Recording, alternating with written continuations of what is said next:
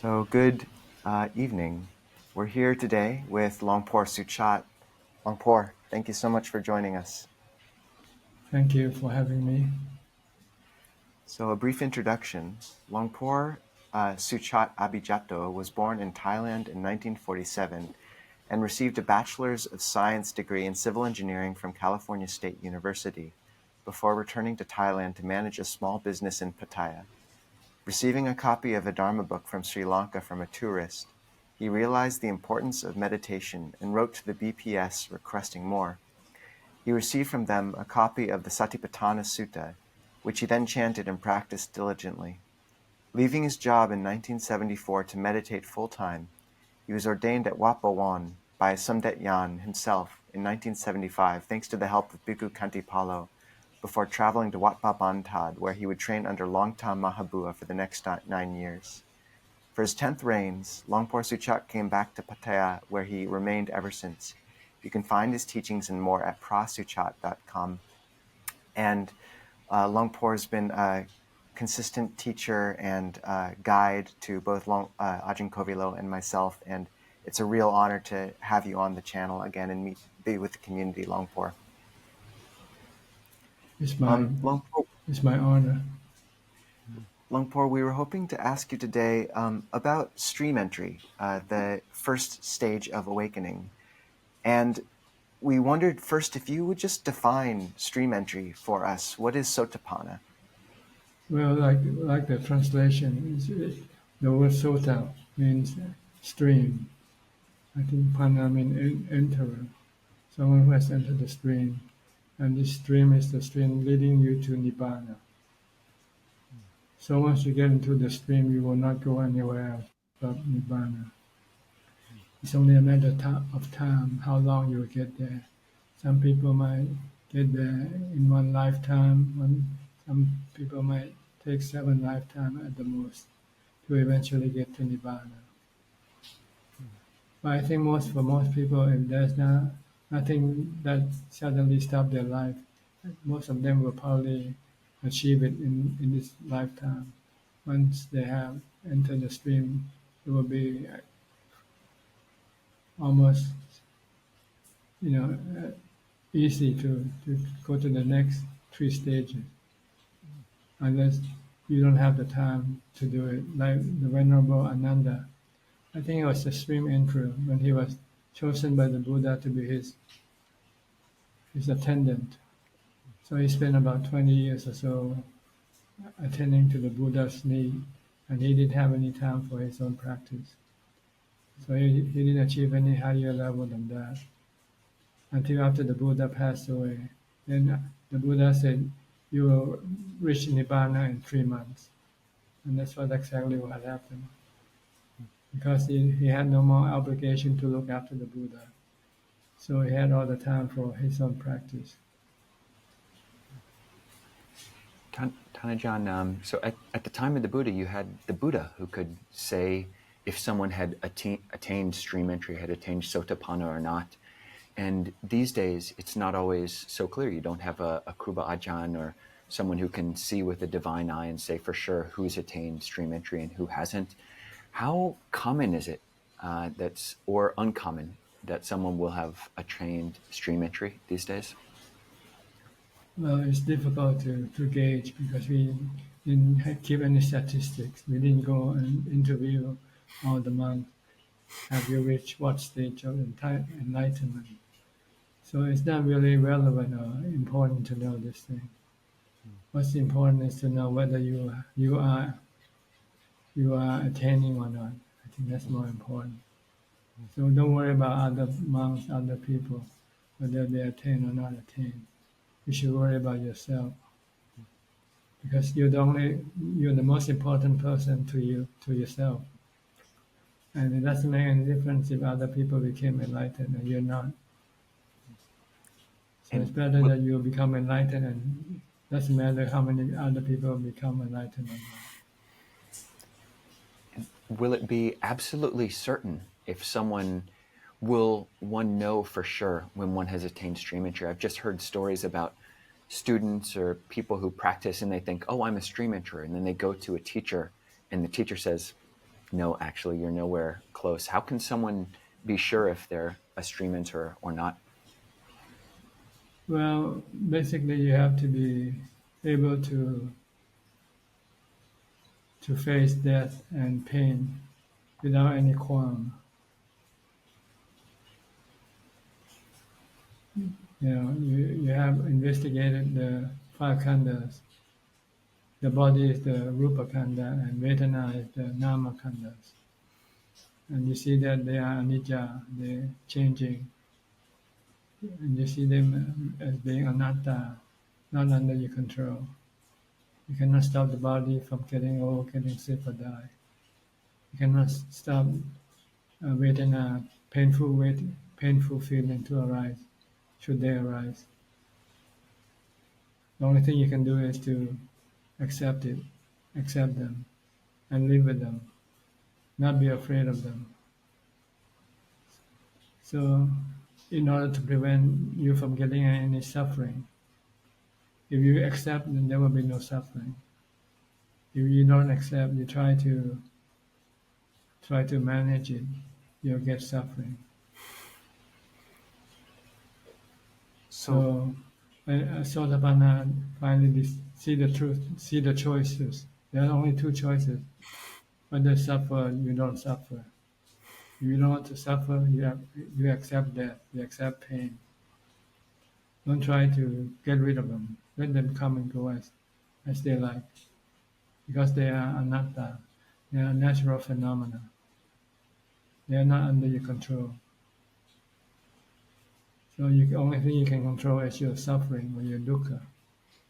By stop your craving, stop your attachment to the body and painful feeling.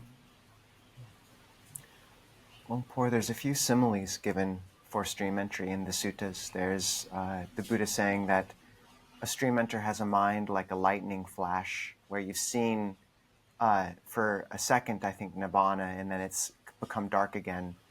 And then he compares the mind of an arahant to a diamond. There's also the simile of a person who sees water at the bottom of a well, but can't yet get to it. So there is this idea of the vision of the deathless, that you've touched it once at stream entry, and maybe even that this is what cuts those first three fetters. What is the experience of stream entry actually supposed to be like? I mean, is it just seeing deeply the impermanence of the five khandhas, or is there this vision of the deathless as well? You have to come to face with a life or death situation, and you will find whether you pass this or not. If you let go, your mind will be peaceful and calm. If you don't, your mind will become very fearful, very restless, agitated. So you can see the difference between giving up and clinging to your body. Same way with painful feeling. When you come face to face with painful feeling, if you let it be, your mind become peaceful and calm.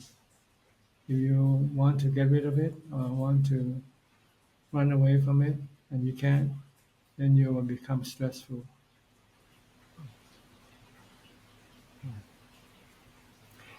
And this glimpse of the deathless, or this glimpse of the asankata, that which is unconditioned, is it like something visual? Is it something that the stream enterer at that moment will just feel with their whole body, know the full truth of the Dhamma, or what does that mean to see the deathless?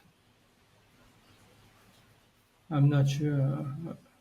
I don't think I can answer this question, because as far as the Sotapanna, he sees death and he accepts death. Death. Mm. Of the body. Maybe he sees the mind becoming deathless. The mind itself doesn't die with the body. The one who knows is a knowing element, and it knows that it has no longer have any attachment to the body, which is made up of the four elements. So maybe He sees which thing lasts and which thing doesn't last. He sees the body as not as being permanent, impermanent, and he sees the one who knows the knowing element as being the permanent one. I've heard the body and the breakthrough of that khandha pointed to as one common doorway to sotapanna, to stream entry. So it's interesting to hear you talk about how letting go of it's so key. And it seems like you're saying there's two ways that that often can happen. One is really confronting, being pushed into a life or death situation where you actually have to confront and let go. And perhaps also body contemplation and seeing with insight and deep samadhi through the body and not attaching to it is also a route. Is that a valid way of talking about it? Is the body, is that one of the key doorways to stream entry, often letting go of it? I think the key one is the suffering that you face when you deal with the body and the painful feeling. So it has to be experiential. You have to have dukkha first, and then you will use wisdom to investigate the cause of your dukkha. Then you find your craving for being, craving for the body to continue, not to die. And this is the cause of your suffering. And you then have to look at the nature of the body. Is it permanent or impermanent? Can you keep it going forever? And the answer is no. It's gonna end one day. Maybe now, you know. So if you don't accept this truth, you will you will have suffering because you crave for life and not death, not accepting death. But if you accept death, because this is the truth of the body, then there will be no craving or being for the body to continue to live. So when you stop the craving for the body to continue to live on, then the suffering that is created by your craving will disappear. Then your mind will become peaceful and just normal, as if nothing had happened.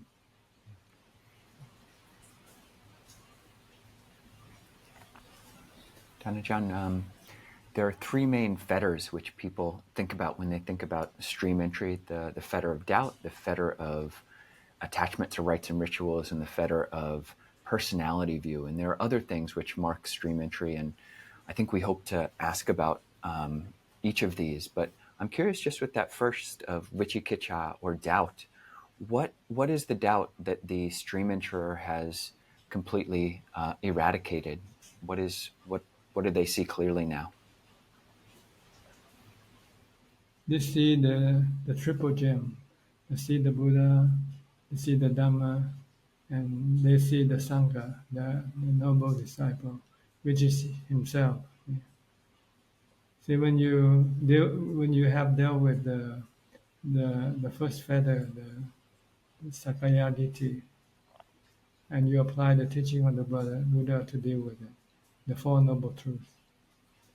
So then there's no doubt that the Four Noble Truths is true. The teaching of the Buddha is true. And so if the teaching is true, then the one who teaches this Dhamma is also true, real, not something created by imagination. And the one who see the Dhamma, see the Buddha, is the Sangha, the one who practice well, Supatipanno, Uchu Patipanno, Yaya Patipanno, Samiji Patipanno. So the one who see the Buddha, the Dhamma, and Sangha becomes a noble disciple, become a Sotapanna. Mm-hmm. So he has no doubt about the Buddha, Dhamma, and Sangha. Because he sees the truth of the Four Noble Truths, and he applies it correctly in dealing with the stress or suffering that the mind had created by its own craving. So there's no doubt in the Buddha, Dhamma, and Sangha. Okay. Or what doubts will still remain at that point? No more doubt, because that's the only doubt that we have, whether the Buddha, Dhamma, Sangha is true or not, whether his teaching can deliver us to Nibbana or not, Mm. can eliminate all the stresses that we have or not.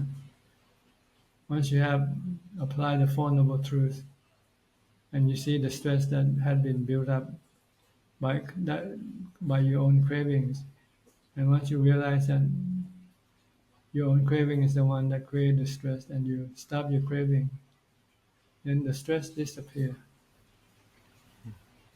So you see the Dhamma. You see the Four Noble Truths clearly through experience, not by reading or by imagining or contemplation. This is not real because you don't have dukkha at that moment. To, but when you have dukkha that's caused by the approaching death or the extreme pain that you have to face, then this is real. You see the dukkha, and you can see, and you can get rid of this dukkha because you see that the cause of this dukkha is your own craving for the body to continue to exist, or craving for the pain to disappear. But you cannot do this because this is anatta. So the only thing you can do is to change your mind rather than trying to let the body to continue to live. Let it be. If it's gonna die, let it die. Let the pain be. If the pain wants to remain, let it remain. Then you stop your cravings. And when the craving stops, then the stress or the suffering stops. Then you have nirodha. At that point, the cessation of suffering at that stage of practice. Not completely all the nirodha. There's the nirodha of the sotapanna. Mm. Lumpur, to push that articulation to its apex, Longta Mahabua, who was your teacher, speaks in his biography about the moment when he completely broke through avijja or ignorance, and I think he talks about it as a kernel of light, which is mesmerizing and which seems like the ultimate, but then the moment when he completely let go of craving, even for that, he says that it was nothing compared to what he eventually came to. So obviously, Nirodha isn't nothing. Nibbana isn't nothing. Can No, it's supreme happiness. It's bliss, supreme bliss.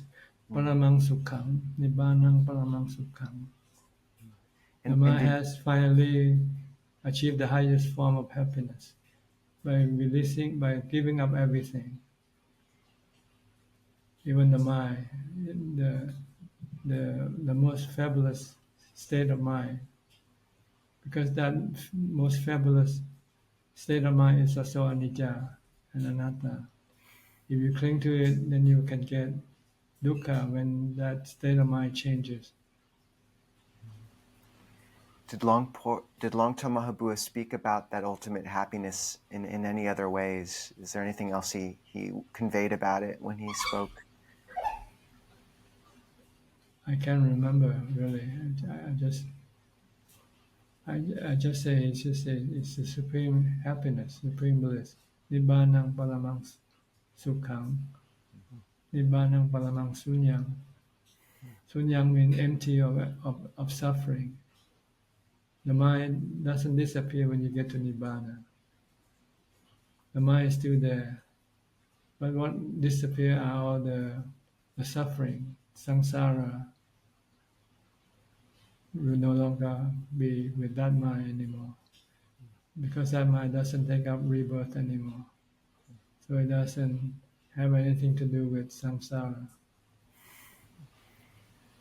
Ajahn, in terms of the fetters that prohibit one from seeing that, you mentioned Sakkaya Ditthi. This is one of the other three main fetters cut at stream entry. How do you translate Sakkaya Ditthi in English, and what is the view that stream enters have given up? Wrong view that the body is you, that it is permanent, that it can give you happiness. It's the other way. The body is not you.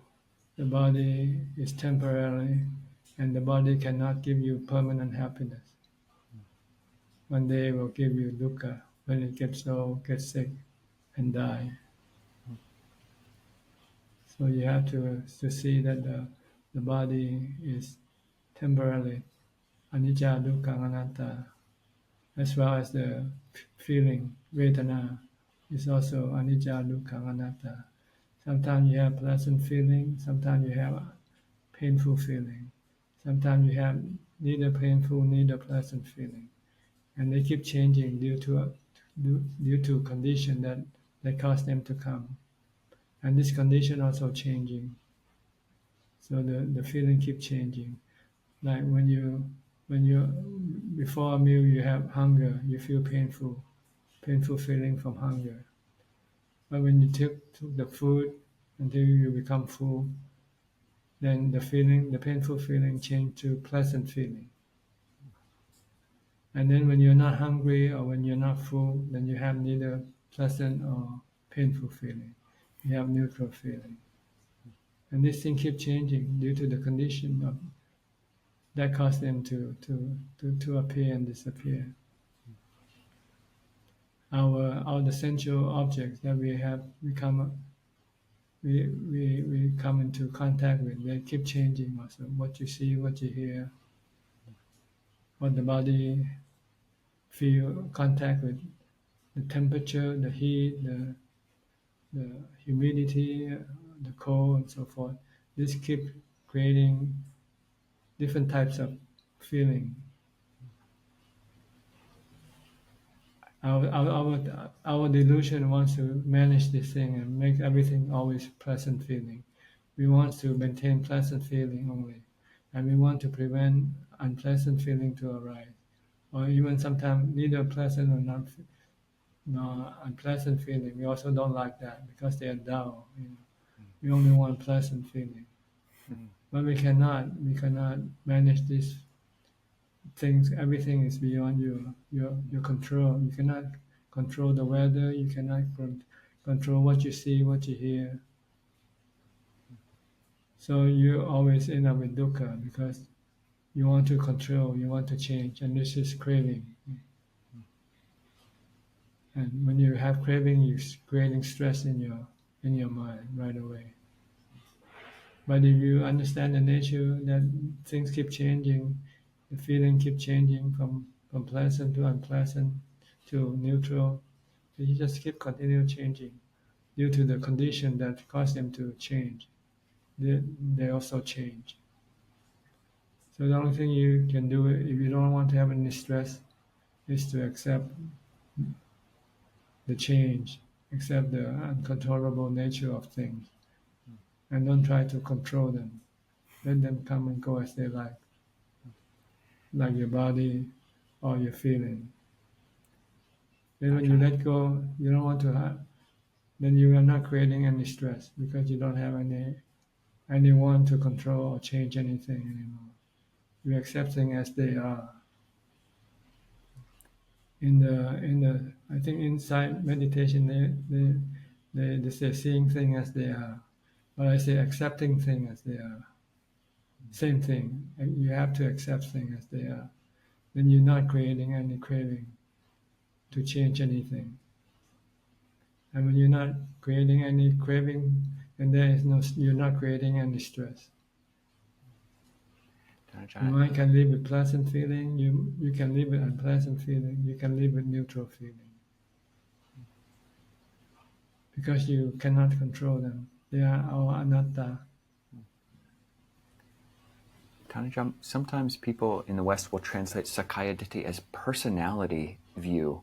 What do you think about that translation? Is some element of believing in one's personality cut at stream entry? You think the body is you, and you is a person. Self-view, sometimes they translate as self-view. Right. Atta, not anatta. That's why the Buddha had to use anatta, the opposite of atta. No self. The body is like a tree. Is there a self in a tree or not? Can you call the tree a self? Is there a person in the tree or not? There's no person in the tree. The body and the tree is made up from the same element, the four elements. And the four element has no self either, right? The water element has no self. The wind element, the earth element, the fire element have no self. So when they form, how can they form a self from this no self? It's a delusion of the mind. The mind is the possessor or the user of the body. Even the tree, once the mind take control on the tree, it becomes your tree, my tree, right? This is the delusion of the mind. Whenever it has anything, it wants to own them and claim them to be you or your own. This is me or myself. But in fact, nothing is you. Everything is just made up of the four elements. The world that we live in all come from the four elements. The fifth element is the mind that come and possess the body and use the body as the medium to access all the sensual objects in this world. And all the sensual objects are also made from the four elements. Lumpur, in terms of the transience of Vedana feeling, one aspect of a sotapanna, and speaking specifically to painful feeling, one quality of a sotapanna is that they're said to never fall to the lower realms, hell, animal, anything below the human. Why is that? Because he can take the pain, see, so he doesn't have to do anything. For people who cannot take the pain, sometimes they have to commit a crime, or kill somebody, steal some money. If you're very hungry and you have no food to eat, you have a very painful feeling. And you want to get rid of that painful feeling by getting some food. And the way to get some food is to go steal some food. But the Sotapanna also see the effect on the mind when the mind commits bad karma. It creates suffering in the mind. And this suffering will be translated into the four what you call Anantarya? the undesirable realm of existence. Being born as an animal or being hungry ghost, being a apaya. These are created by the bad karma. You can see this because as soon as you do a bad karma, you're creating stress, you're creating dukkha right in your mind. And this dukkha will become apaya when you die. It's interesting you bring that up, Lumpur. In the review knowledges in Majjhima Nikaya 48, it says one quality of a stream enterer is that just like an infant would draw its hand or foot back from a flame, even so, though a monastic has committed a minor offense, he immediately confesses it. So the sense of sensitivity to virtue or non-virtue rather, and the idea that a sotapanna, I believe the word has virtue dear to the noble ones. So what is a sotapanna's virtue like? Will there just be an increased sensitivity to all evil, and would that continue into a subsequent life? Would a child who attained stream entry in a previous life be different than a normal child? Well, he will be different because he's a noble disciple. He's a sotapanna. When the body dies, the mind doesn't change with the body, with the death of the body. Whatever the mind has accumulated or achieved will remain with the mind. So once you become a sotapanna, this is permanent. I mean, you don't go down, you don't go back below a sotapanna. You can only go up as you increase your practice and getting rid more of the fetters. And eventually you reach the higher stage of enlightenment. And would such a sotapanna, would it be possible for them to drink a bit of alcohol ever? I know it says that they don't keep, it's virtue dear to the noble ones, so it seems like they don't keep the 5 precepts perfectly, impeccably, but maybe they do, actually. what is the virtue of a noble one, of a Sotapanna like? Well, see, drinking alcohol actually isn't considered an action that will contribute you to be reborn in the undesirable realm. It's only the other four: killing, stealing, committing um, sexual misconduct, and lying. But drinking alcohol will cause you to become mindless or reckless, having no mindfulness to control your action. So this can lead you to do the other four. So it's called abaya mukha. It's the cause that can cause you to go do bad karma. But drinking itself is not a bad karma. If you drink and then you go to sleep, then okay, it's okay, right? But if you drink and then you go and drive, then you can kill someone in an automobile accident. So this is not good. So this is the reason why you should not take drink or intoxicant, because it makes your mind uncontrollable. It cannot control things anymore, not able to control anything. So it can committing bad karma easily. It can kill easily. It can steal easily. It can lie easily, or committing sexual misconduct easily. But when you don't drink, you have more mindfulness. So whenever you think of doing something bad, you say, "Oh no, I cannot do that," and you have the ability to stop it. So this is the reason why the Buddha included this intoxicating in the five precepts. Actually, there is only four precepts. This one is called the supporter of the doing the bad precept, breaking the precept. When you drink, it's easy for you to break the precept than when you're not drinking.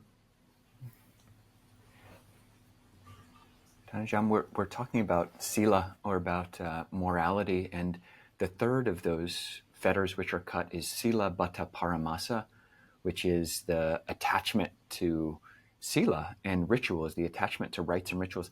How do you translate that term, sila bhatta paramasa, and how does a stream enterer relate to morality if they don't paramasa, if they don't hold on to it?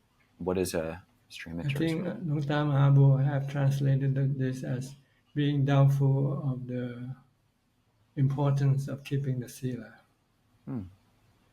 As an enlightened person, you're still doubtful whether, like you say, you asked me about drinking a little bit alcohol, or maybe lying a little bit, saying some white lie, or steal some money, or do some mercy killing. This is all considered bad action. Why? Because when you do this thing, if you are sotapanna, you can see the effect in your mind immediately.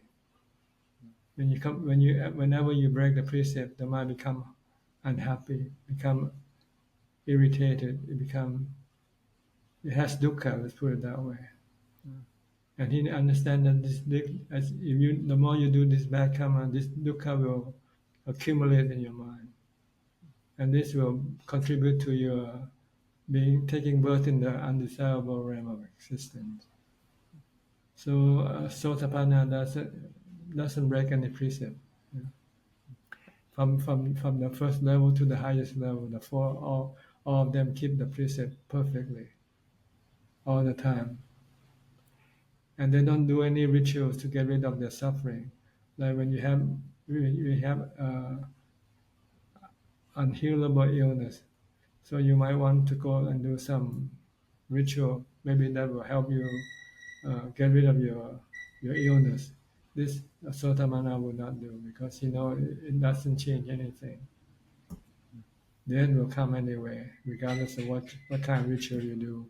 Kill some lamb or kill some chicken to appease the gods or something. Like in ancient time, people believe that when you have some bad situation and you want to make it go away, you went to see a fortune teller and he said, "Oh, you have to kill a few chicken to appease the god." That caused you to have the bad situation.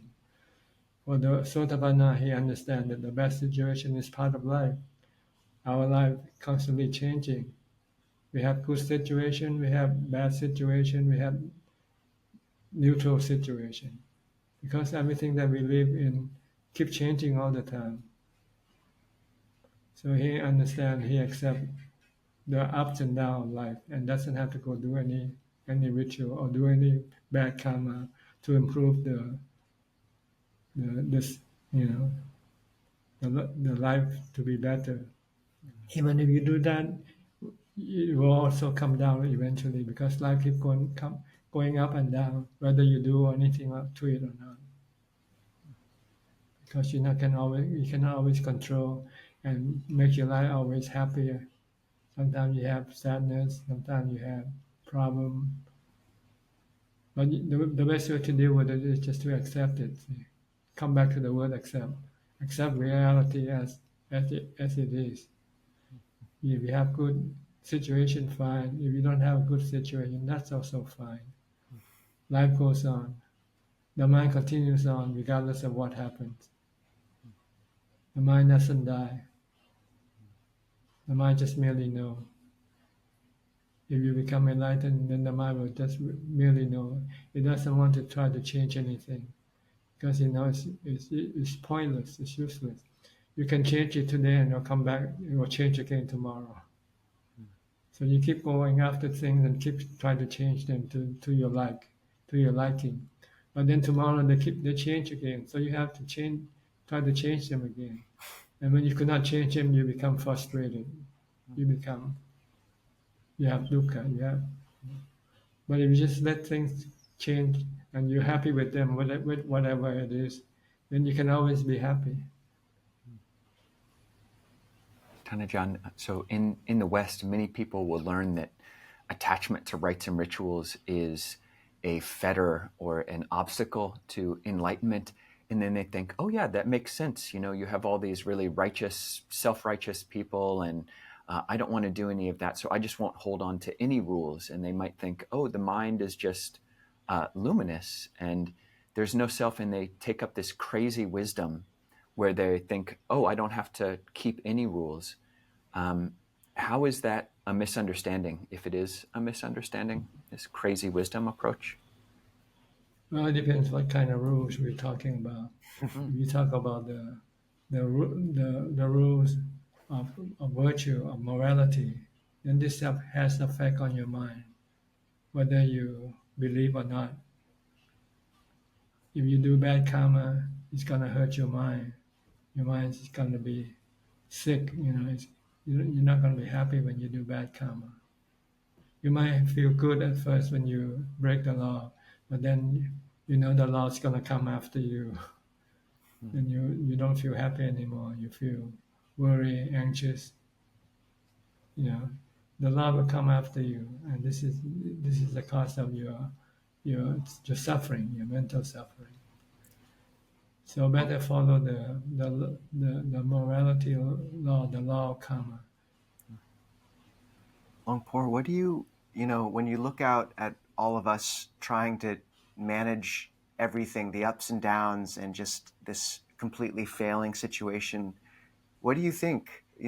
How does people come to you every day, talking, asking questions? What is your impression of us Patujanas with or of kind of the situation in samsara that you see around you every day? It's a strange question, but I'm just curious. Yeah. Just tell them to let go, let things be, and tell them eventually we're all gonna die. So what we do doesn't really matter so much. When we die, we cannot take anything with us anyway, right? We can only take good feeling or bad feeling with us when we die. This go with us. Good karma or bad karma, the effect of good or bad karma will go with us when we die. Nothing else. We cannot take any money with us. We cannot take people with us. We cannot take anything with us. So try to do things that you can take with you, and you don't want to take the effect of bad karma with you because it hurts you. So the only thing you want to take with you is the effect of good karma. And there are three levels of good karma: dana, sila, and pavana. This is what the Buddha said we all should do, to concentrate on, because the effect of this action will go with us into our next life, or lead us to the cessation of rebirth completely, leading us to Nibbana. Longpor, what would you tell to someone living a lay life, struggling to, they hear you say this and yet they have a job and kids and a family and obligations? What would you tell to someone like that who is trying to intuit the urgency of the situation as to how they should practice? They should change their method of making themselves happy. Instead of using money to make them happy, they should try to use meditation instead. Because meditation doesn't cost any money, right? If you can be happy with meditation, then you don't have to spend a lot of work. You don't have to work for a lot of money. You don't have to spend a lot of money to make you happy. And the happiness you get from spending the money lasts only briefly, just a few days or even less. You spend lots of money to go on a vacation. After you return, all the happiness that you had from your vacation is all gone, and you're back to the same old stuff,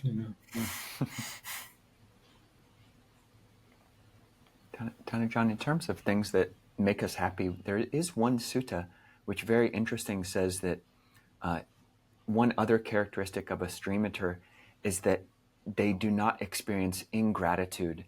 So stream eaters are they know gratitude. They're katanyu, katavedi. They're grateful and thankful. What does the gratitude of a stream eater look like, and what does that mean that a stream eater cannot experience ingratitude? Well, gratitude is like if you feel that you're being helped by someone did you a favor, and one day this person might need a favor in return. It's a good feeling to return that favor. It's a bad feeling not to return it if you cannot do it, or if you refuse to do it. So it's the same thing. It's the good feeling you get from being grateful to someone who did you something good for you, especially your parents. In Buddhism, we consider our gratitude to our parents is the most important thing because they gave us birth, they raised us, and they, supported us until we can support ourselves. Without them, we could not be here today talking right now. So whenever they need help and you can do it, then you must do it. If you have gratitude, you'll be happy to do it. If you don't have gratitude, then you might find excuse. Oh, I'm too busy, or I don't have enough money, and so forth. Well, that's the business, But you don't get any good feeling from neglecting your duty. It's a duty. Being gratified, being gratitude, having gratitude is a duty. Longpor, one of the things which draws people away from this path, and you spoke about kind of just the ups and downs of samsara. Right now, just on people's mind is news and the political situation, just the situation in the world. What would your advice be for people relating to external events and the news? What would you tell them about this? Well, the world is like this, and the world continues to be like this. The world keep fighting, competing, having problem. This is the nature of this world, and no one can change it. So leave the world alone and try to manage your own world, your own mind better. Make your mind be happy with whatever the world is going on. With whatever's going on in the world. You cannot change the world. So it's easier to just to accept it.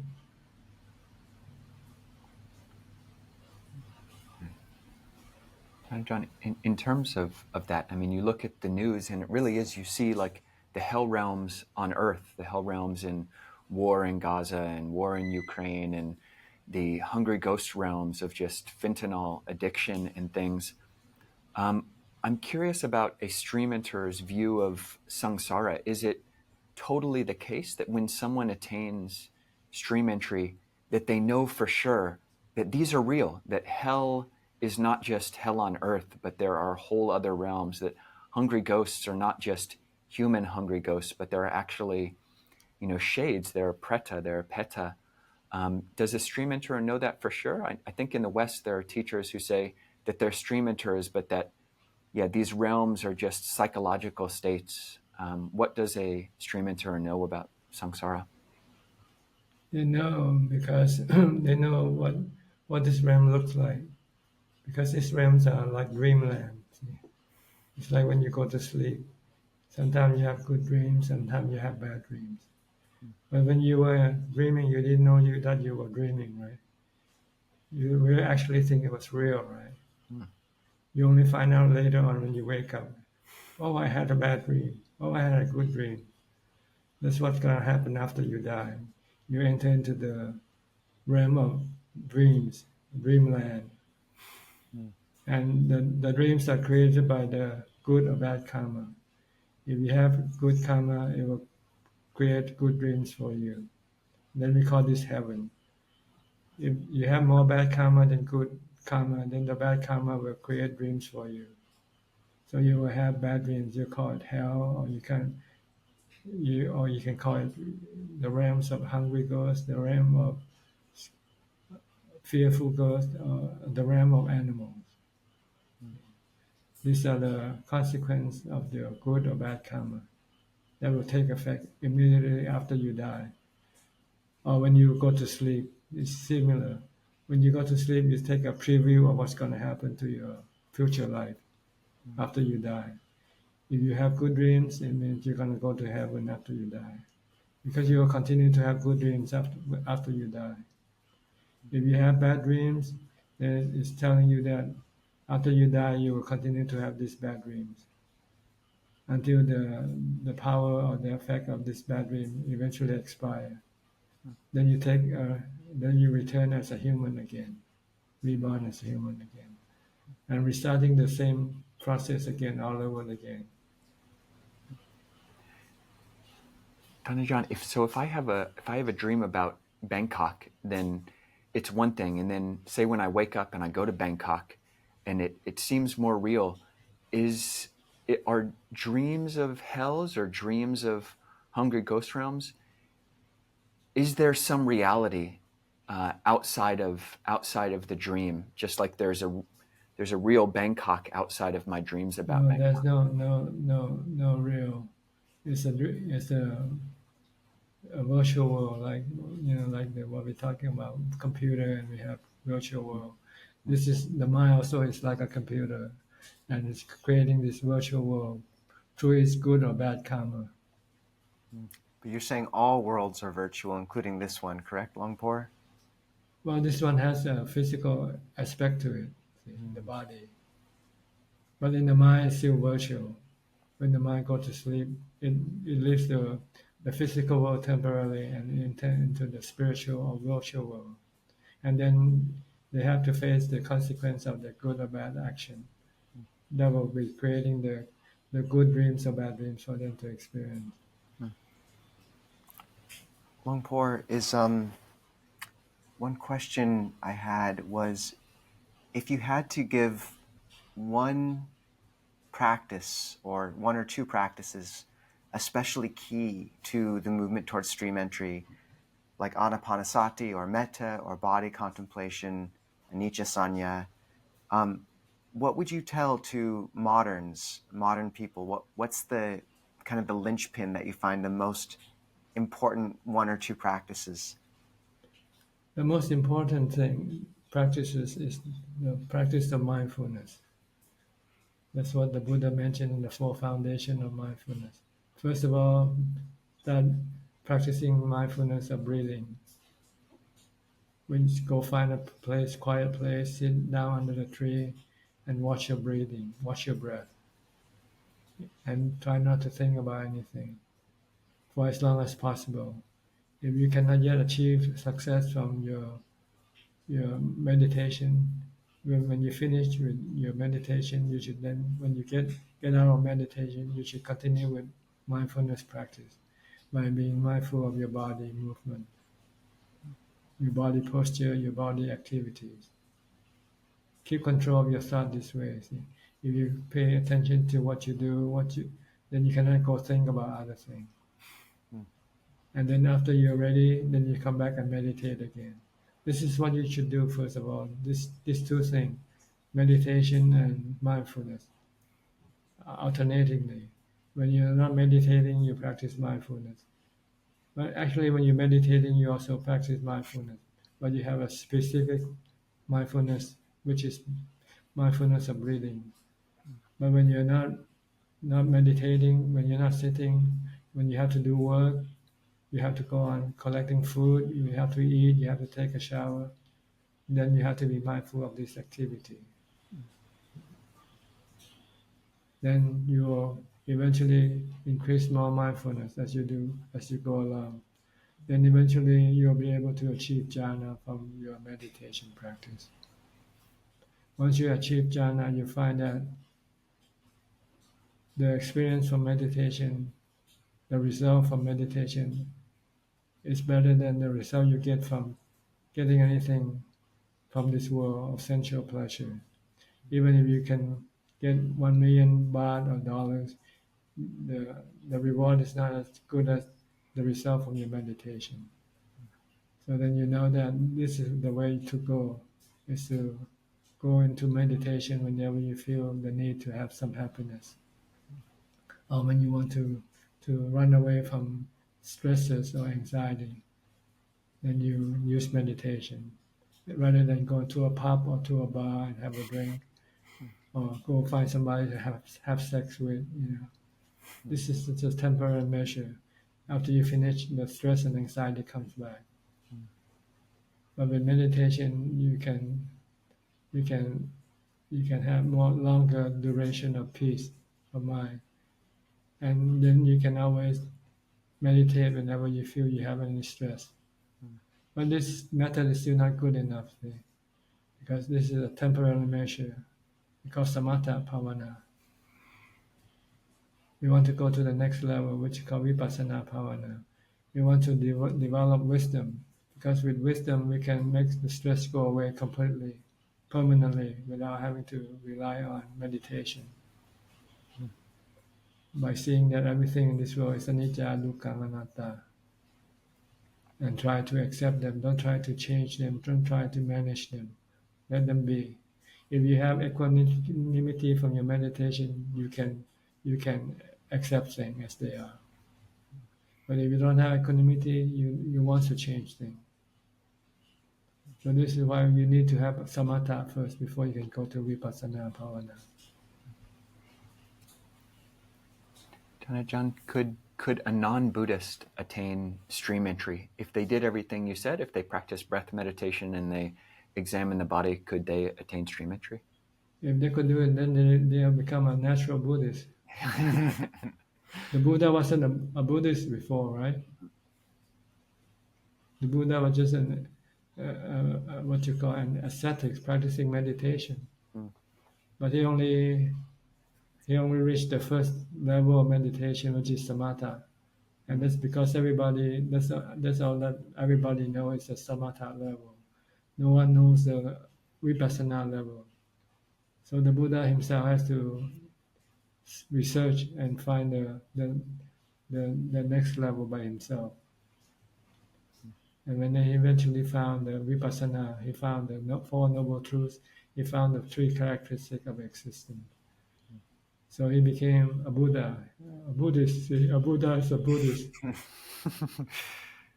So it's now the name Buddhist is just a label, It's a label that means that we are following the teaching of a Buddha. So whoever you are, whether you have other religion or not, if you follow the teaching of the Buddha, you become a Buddhist naturally, without having to proclaim yourself, I'm a Buddhist. You can practice charity, you can practice morality, and you can practice meditation. You are Buddhist whether you like it or not. Longpor, one sort of when we speak about following the directions of a Buddha and also about this path towards stream entry, something I'm just curious about is the Bodhisattva path, and the idea that if you say attain stream entry, you could no longer be on that path, and the idea, that it's even part of the path. What is your conception of the Bodhisattva path ideal, and what would you say about that path? It's the same path. See, the difference is that with the Noble Eightfold Path, we already have someone who have reached Nibbana and then telling us how to get there directly. But with the 10 perfection, no one knows yet where this destination is. But we know that this 10 perfection will eventually lead us to that path, that destination. Like the Buddha, he practiced this 10 perfection. He depended on this 10 perfection to make him become a Buddha. Mm-hmm. But with us, we don't need to do all this 10 perfection. We just do the Noble Eightfold Path. What would you say? Because the Buddha already have found out that the path to Nibbana is the Noble Eightfold Path. What would you say to someone who said that was selfish, that we should sort of, instead of aiming straight for awakening and leaving samsara, we should develop the 10 paramitas so that we can become a future Buddha? What would you say to that?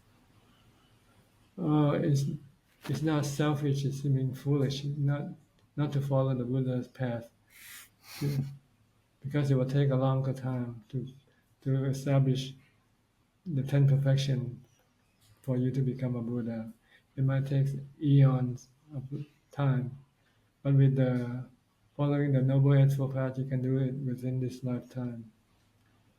And after you become enlightened, you can still teach to other people and help other people to reach Nibbana in this very lifetime, like all the Ajahn have done. Ajahn, before he also had this, I think, this Bodhisattva vow, but he realized this become a hindrance because he has to practice metta, in compassion and helping other people. So there's a conflict between helping other people and go meditating. So he decided, I have to go to meditate to become enlightened. So I have to stop helping other people for now. And I'll do it later after I become enlightened. So that's what he did. He spent 10 years alone in the forest of Chiang Mai, I think, in the north of Thailand. And he eventually became enlightened there. And then the next 10 years, he taught to his disciples, those who want to follow his teaching. And we have a lot of Ajahn that came from Ajahn teaching, who became enlightened through his teaching. Ajahn, when we do reach stream entry, when we become a stream entry, what does the practice change, or is it just more of what we have been doing? The only thing that changes the object of your what you call the word, the object of your renunciation, or the object of your cravings change. The other fetters. You don't have to deal with the first 3 fetters already because you have got rid of them. But you still have another 7 remaining factors that you have to deal with. But you use the same method. You use the sila, samadhi, and panya to deal with this other, especially panya. With the sotapanna, you investigate the body as being anicca, anatta. But with the next 2 levels, you investigate the body as being asubha. Because the craving that you want to get rid of is the sexual craving. And in order to get rid of the sexual craving, you have to see the body as unpleasant, not good looking. So you have to look at the other part under the skin of the body. See the skeleton, see the bones, see the lungs, see the liver, see the intestine, for instance. Or, or look at the body when it dies. If you see a beautiful woman and think if she dies tonight, would you still want to make love to her with her? You don't want to make love to a corpse, do you? No. No. What's the difference between a corpse and a living person? Just the breathing, that's all, right? But the body is still the same body. But it will start to decay and start to become smelly. So you don't want to have anything to do with a corpse. But we forget that we're dealing with corpse every time we're dealing with a body. It's only a living corpse, that's all. It's still living, it's still breathing. So we don't call it a corpse, we call it a body. Longpor, we realize we've taken about an hour of your time, which is what you had, but do you just have any final words of encouragement or thoughts for those listening and for us? Well, basically, I think for most people, they read too much, they study too much. They know all the levels of enlightenment, and they want to get there as soon as possible. It's like starting going to school, but you want to get to the PhD level as soon as you enter kindergarten, which is not possible. You have to go through the steps. First, you have to go to kindergarten, then you have to go to the grade school, elementary, secondary, then you enter the university, and eventually get the various degrees. So this thing comes step by step, not suddenly. So right now, where are you? Are you still? Can you practice dana? Are you charitable or are you stingy? You still cling to your money or not? The purpose of giving to charity is to let go of your attachment to your possession, to your money. Because if you still attached, you will not be able to go and do meditation practice. You cannot become a monk if you have millions of dollars in your bank account. But if you give away that million of dollars, then you can become a monk, and then you can go meditate. So you have to ask yourself, where are you now, and what level are you?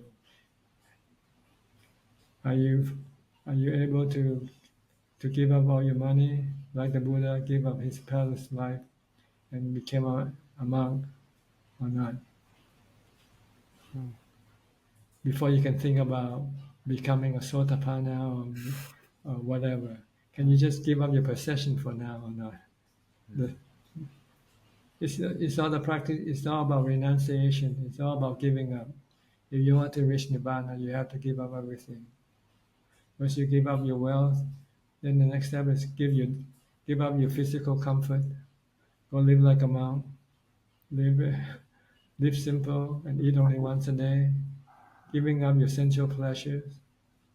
Then once you can do that, then you have to give up your body, give up your feeling, eventually giving up your emotion, your state of mind.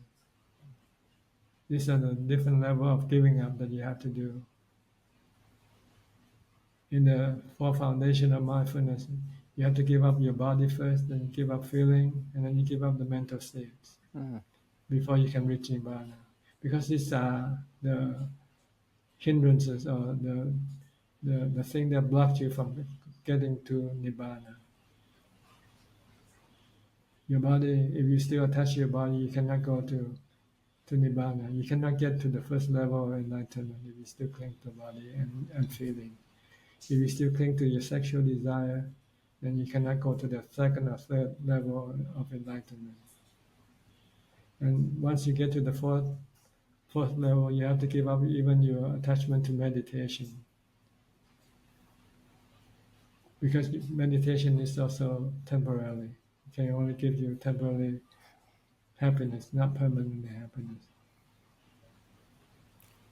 Longpor, you've been one of the beings who've consistently just I have such faith in, and such a kind of luminary on my path, and that we look to constantly for inspiration. Just it means a lot that you took the time with us and to share your wisdom. Thank you so much. Okay, I hope our conversation today is more or less informative and not confusing. I hope that's what I'm trying to say. It was Maybe my very English and my explanation sometimes might not be as clear as it should be. Very, very informative. Thank you, Ajahn Kap. And we'd invite you to Seattle, but I know that you I believe you've been so I'm focused already there. I'm already there with you right now. exactly. That's the great Why is the need to go physically when we can talk? This is virtual world, right? This is dream world. Thank you, Longpor. As soon as we finish this meeting become a dream, and past experience already. oh, May we have many such dreams, yeah. Longpor. Thank you.